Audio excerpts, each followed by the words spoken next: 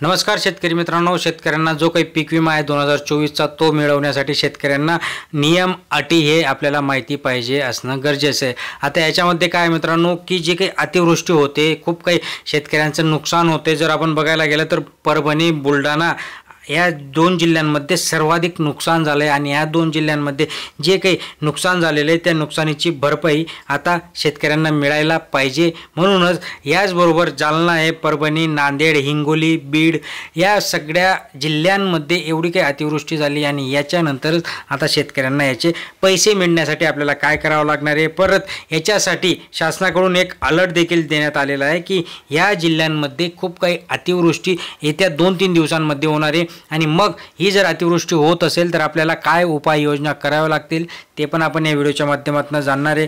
बघा, राज्यात जे काही पुणे हवामान विभाग आहे आपलं त्यांच्या अंतर्गत सांगण्यात आले आहे की जे काही जालना, बीड, परभणी, नांदेड, हिंगोली यांना येलो अलर्ट देण्यात आलेला आहे आणि या जिल्ह्यांमध्ये खूप काही पाऊस पडण्याची शक्यता आहे। आता पाऊस जर पडत असेल तर मग आपल्याला काय करावं लागणार आहे, आपल्याला जो काही आपला म्हणजे 600 मिलीमीटरपेक्षा जास्त पाऊस पडला तर तिथे अतिवृष्टी ही पकडली जाते। आतापर्यंत जर ओव्हरऑल विचार केला असेल तर आपलं 600 mm पेक्षा जास्त पाऊस हा ऑलरेडी पडलेला आहे। आता आपल्याला करायचं काय, आपल्याला फक्त इथे जे काही 72 तासाच्या आत आपल्याला ऑनलाईन क्लेम करायचा असतो तो ऑनलाईन क्लेम नक्कीच करा।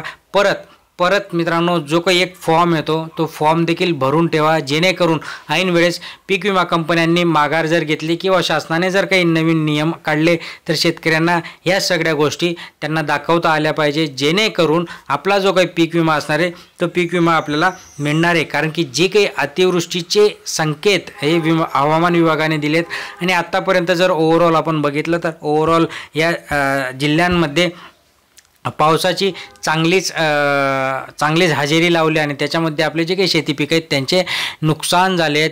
जेणेकरून 2023चा जो पीक विमा होता त्याच्यामध्ये बहुतेक शेतकऱ्यांना सांगण्यात आलं होतं की तुम्ही हे क्लेम केले नाही आहेत किंवा 72 तासाच्या आत तुम्ही क्लेम केले नाहीत किंवा नंतर सरकार सांगत होतं की सरसकट देऊन टाका, बट क्लेमची अट टाकण्यात आली, त्याच्यामध्ये ई पीक पाहणीची अट टाकली। सो या सगळ्या गोष्टी असतात, ऐन वेळेस हे लोक पलटी मारतात। म्हणून ह्या गोष्टींचं आपल्याला पूर्वनियोजन करून ठेवणं गरजेचं आहे, आपल्याला प्रिकॉशन घेणं गरजेचं आहे, जेणेकरून आपल्या सगळ्या मित्रांना, शेतकरी मित्रांना याचे पैसे मिळतील। अशाच महत्त्वपूर्ण माहितीसाठी आपल्या चॅनलला सबस्क्राईब केलं नसेल तर सबस्क्राईब करा, अजून व्हिडिओला लाईक केलं नसेल लाईक करा, जास्तीत जास्त लोकांपर्यंत माहिती शेअर करा। धन्यवाद।